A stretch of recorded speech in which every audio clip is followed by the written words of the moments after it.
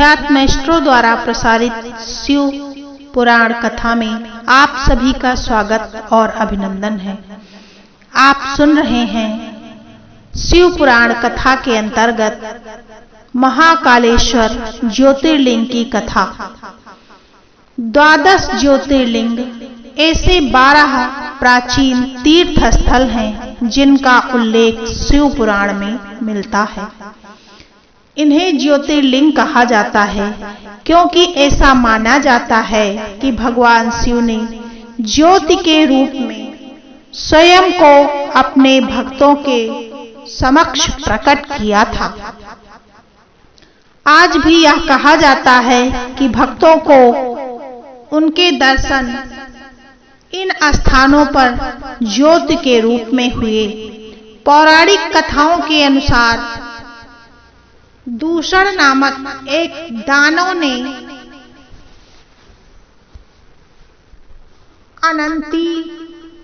अवंती के निवासियों को परेशान किया था और भगवान शिव धरती से में प्रकट हुए और उन्होंने दानव को परास्त कर दिया। तब अवंती के निवासियों ने अनुरोध किया कि हे प्रभु, आप यहीं पर निवास कीजिए, और उन्होंने महाकालेश्वर ज्योतिर्लिंग के रूप में अपना अस्थायी निवास बना लिया। महाकालेश्वर ज्योतिर्लिंग को स्वयंभू माना जाता है, जो अपने भीतर से शक्ति प्राप्त करता है, जबकि अन्य मूर्तियों तथा लिंगों को संस्कारिक तौर पर स्थापित किया गया है तथा उन्हें मंत्र शक्ति से संपन्न किया गया है। महाकालेश्वर मंदिर की महिमा का विभिन्न पुराणों में सजीवता से वर्णन किया गया है। महाकाल मंदिर का निर्माण 11वीं शताब्दी में किया गया था। 146 वर्षों के बाद इल्तुतमिश ने इसे तोड़ दिया था तथा वर्तमान मंदिर मराठा कालीन माना जाता है, जिसे लगभग 250 वर्ष पूर्व बाबा रामचंद्र सैनवी ने बनवाया था। मंदिर के गर्भगृह के पश्चिम, उत्तर तथा पूर्व में क्रमशः गणेश, मां पार्वती तथा कार्तिकेय की मूर्तियां स्थापित हैं। दक्षिण में नंदी की मूर्ति है। यह मंदिर 3 खंडों में विभक्त है। निचले खंड में महाकालेश्वर, बीच के खंड में ओंकारेश्वर तथा सर्वोच्च खंड में नागचंद्रेश्वर के शिवलिंग प्रतिष्ठित हैं। नागचंद्रेश्वर के दर्शन केवल नाग पंचमी को ही होते हैं। मंदिर के परिसर में जो विशाल कुंड है, वही पावन कोटि तीर्थ है। इसके तीनों ओर लघु शैव मंदिर निर्मित हैं। कुंड सोपानों से जुड़े मार्ग पर अनेक दर्शनीय परमारकालीन प्रतिमाएं देखी जा सकती हैं, जो उस समय निर्मित मंदिर के कलात्मक वैभव का परिचय कराती हैं। कुंड के पूर्व में जो विशाल बरामदा है, वहां से महाकालेश्वर के गर्भगृह में प्रवेश किया जाता है। इसी बरामदे से उत्तरी छोर पर भगवान राम एवं देवी अवंतिका की आकर्षक प्रतिमाएं पूज्य हैं। महाकाल मंदिर में आयोजित होने वाले विभिन्न दैनिक अनुष्ठानों में दिन का पहला अनुष्ठान होता है भस्म आरती, जो कि भगवान शिव को जगाने, उनका श्रृंगार करने तथा उनकी प्रथम आरती करने के लिए किया जाता है।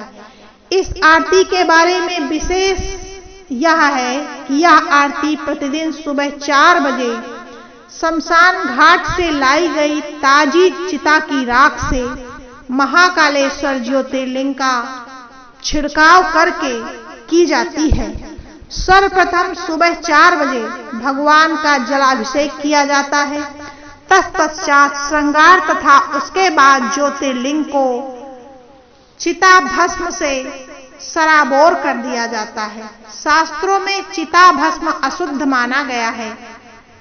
चिता भस्म का स्पर्श हो जाने तो स्नान करना पड़ता है, परंतु भगवान शिव के स्पर्श से भस्म पवित्र होती है, क्योंकि शिव निष्काम है, उन्हें काम का स्पर्श नहीं है। यह उज्जैन मध्य प्रदेश में स्थित है।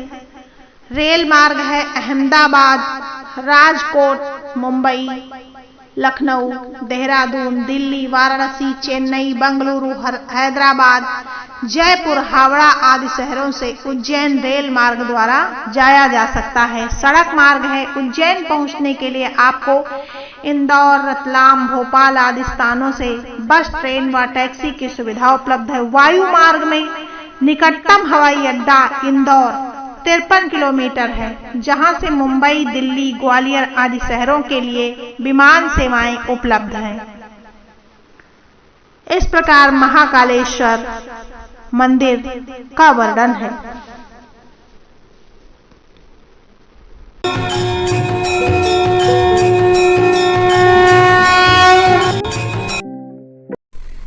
श्री महाकालेश्वर ज्योतिर्लिंग। उज्जैनी के श्री महाकालेश्वर भारत के 12 ज्योतिर्लिंग में से प्रसिद्ध ज्योतिर्लिंग है। महाकालेश्वर मंदिर की महिमा का विभिन्न पुराणों में विशद वर्णन किया गया है। यह महाकालेश्वर मंदिर जिला उज्जैन, मध्य प्रदेश, भारत में स्थित है। मध्य प्रदेश के उज्जैन नगर में स्थित महाकालेश्वर भगवान का पुराणों में इस प्रकार वर्णन है। महाकालेश्वर ज्योतिर्लिंग की स्थापना से संबंधित प्राचीन कथा प्रसिद्ध है। इस कथा के अनुसार एक बार अवंतिका नाम के राज्य में राजा वृषभसेन नाम के राजा राज्य करते थे। राजा वृषभसेन भगवान शिव के अनन्य भक्त थे। अपनी दैनिक दिनचर्या का अधिकतर भाग वे भगवान शिव की भक्ति में लगाते थे। एक बार पड़ोसी राजा ने उनके राज्य पर हमला कर दिया। राजा वृषभसेन अपने साहस और पुरुषार्थ से इस युद्ध को जीतने में सफल रहे। इस पर पड़ोसी राजा ने युद्ध में विजय प्राप्त करने के लिए अन्य किसी मार्ग का उपयोग करना उचित समझा। इसके लिए उसने एक असुर की सहायता ली। उस असुर को अदृश्य होने का वरदान प्राप्त था। राक्षस ने अपनी अनोखी विद्या का प्रयोग करते हुए अवंतिका राज्य पर अनेक हमले किए। इन हमलों से बचने के लिए राजा वृषभसेन ने भगवान शिव की शरण लेनी उपयुक्त समझी। अपने भक्त की पुकार सुनकर भगवान शिव वहां प्रकट हुए और उन्होंने स्वयं ही प्रजा की रक्षा की। इस पर राजा वृषभसेन ने भगवान शिव से अवंतिका राज्य में ही रहने का आग्रह किया, जिससे भविष्य में अन्य किसी आक्रमण से बचा जा सके। राजा की प्रार्थना सुनकर भगवान वहां ज्योतिर्लिंग के रूप में प्रकट हुए और उसी समय से उज्जैन में महाकालेश्वर भगवान की पूजा होने लगी। इस प्रकार महाकालेश्वर भगवान की कथा का वर्णन पुराणों में है।